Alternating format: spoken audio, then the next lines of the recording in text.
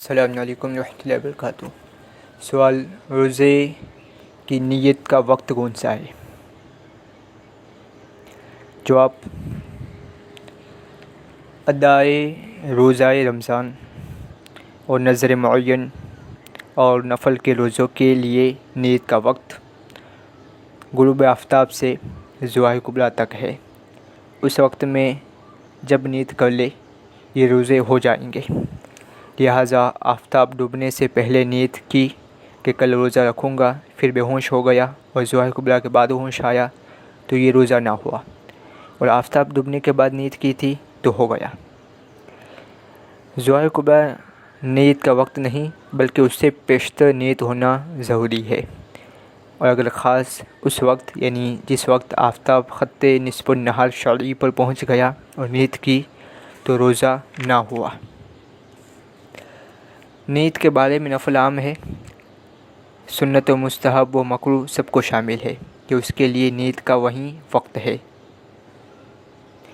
اور جس وقت اور جس طرح اور جگہ بتایا گیا ہے کہ نیت دل کے ارادہ کے نام ہے، زبان سے کہنا شرط نہیں، یہاں بھی وہی مراد ہے، مگر زبان سے کہہ لینا مستحب ہے۔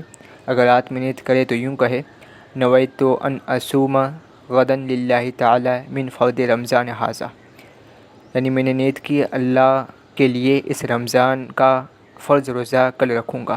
اور اگر دن میں نیت کرے تو یوں کہے: نویت ان اصوم ھذا الیوم للہ تعالی من فرض رمضان، یعنی میں نے نیت کی اللہ تعالیٰ کے لیے آج رمضان کا فرض روزہ رکھوں گا۔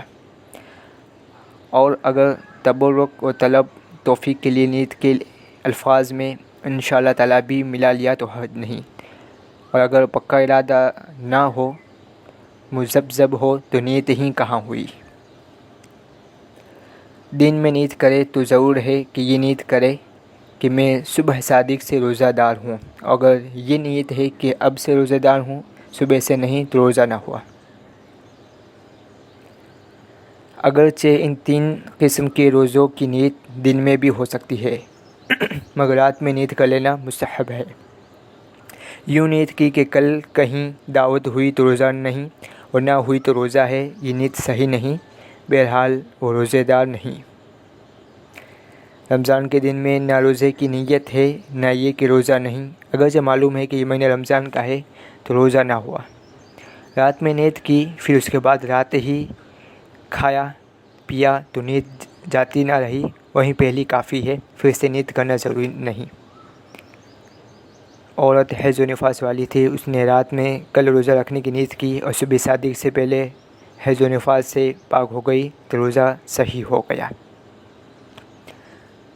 دن میں وہ نیت کام کی ہے کہ صبح صادق سے نیت کرتے وقت تک روزے کے خلاف کوئی امر نہ پایا گیا ہو، لہٰذا اگر صبح صادق کے بعد بھول کر بھی کھا پی لیا ہو یا جماع کر لیا ہو، اب نیت نہیں ہو سکتی، مگر معتمد یہ ہے کہ بھولنے کی حالت میں اب بھی نیت صحیح ہے۔ جس طرح نماز میں کلام کی نیت کی مگر بات نہ کی تو نماز فاسد نہ ہوگی، یوں ہی روزے میں توڑنے کی نیت سے روزہ نہیں ٹوٹے گا جب تک توڑنے والی چیز نہ کرے۔ اگر رات میں روزے کی نیت کی، پھر پکا ارادہ کر لیا کہ نہیں رکھوں گا تو نیت جاتی رہی۔ اگر نئی نیت نہ کی اور دن بھر بھوکا پیاسا رہا اور جماع سے بچا رہا تو روزہ نہ ہوا۔ سحری کھانا بھی نیت ہے، خواہ رمضان کے روزے کے لیے ہو یا کسی اور روزے کے لیے، مگر جب سحری کھاتے وقت یہ ارادہ ہے کہ صبح کا روزہ نہ رکھوں گا تو یہ سحری کھانا نیت نہیں۔